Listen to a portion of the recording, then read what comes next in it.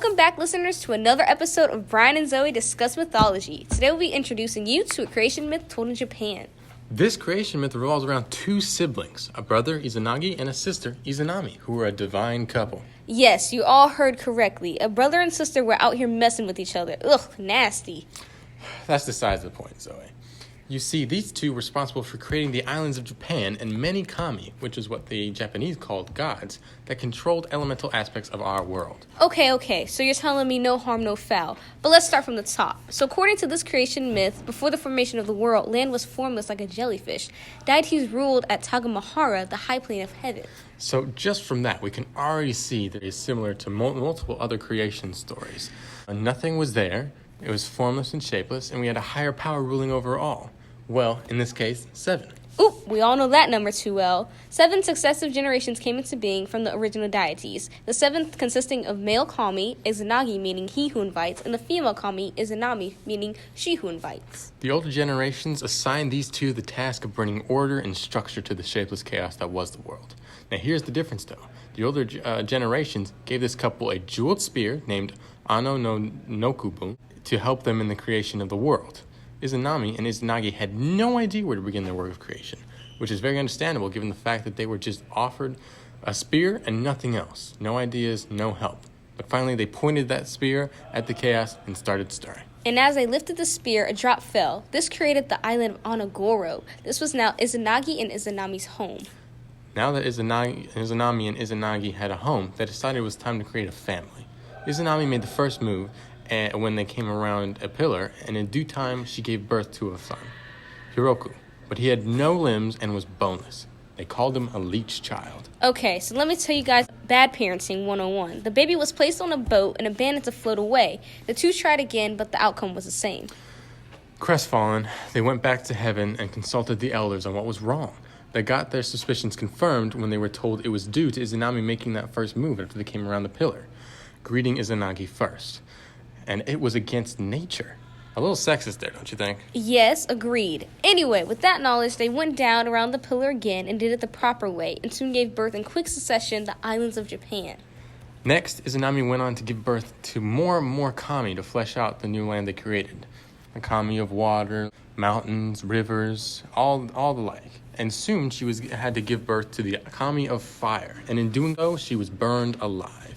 So, Izanami wept due to Izanami's death. New kami were created from these tears. He was also so enraged he cut off the head of Kakuzuchi, the kami of fire, the person responsible for his wife's death. Even more kami came from the sword when Izanami killed him.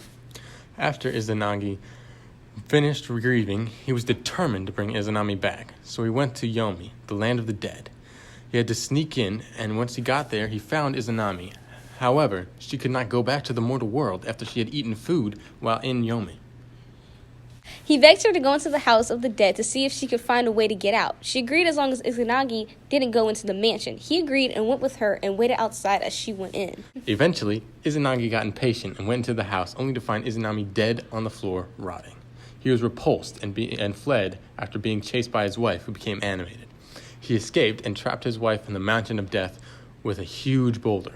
And from then on, Izanami became Yomotsu Okami, the goddess of the dead.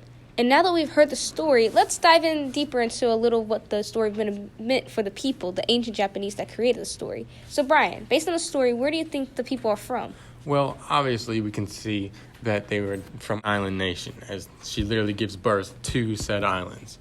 We can also tell that it is surrounded by water.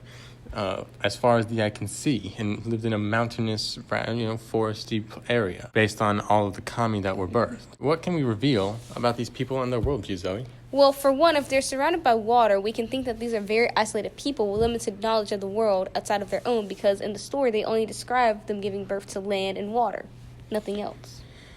We can also tend to have a very structured and rigid society. We can tell this because in the story, when Izanami approached Izanagi first and they tried to have a baby, every time the offspring was born with serious defects. But when they went back and did it properly in the correct order, the babies were born just fine. This can show us that without the specific order being followed, everything could turn out disastrously. And it also can show us that they might have been a little bit sexist and misogynistic back in ancient Japan. Interesting. I was also able to point out some binaries that I noticed, like heaven and underworld, creation of man and woman, elemental kami of fire and water, and the reconstruction of the world from chaos to order. Did you happen to notice any archetypes while we were reading the story? Yeah, I did notice one, and that was the character of Izanami, who was obviously supposed to be the Mother Earth character. She gave birth to all the islands and all the kami that inhabited the islands.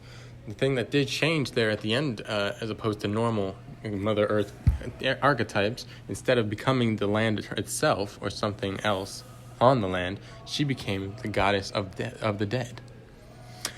Anyway, I think the best way to end this segment, as always, is asking the question, what was the purpose of this story? Of course. Well, the purpose of this story was to show us how the ancient Japanese viewed the creation of their natural world and how it came to be. Well, I very much enjoyed this story today, and if you did, please come back next week. Stay jazzy, stay hip, and stay safe. We'll see you again. Bye. Bye.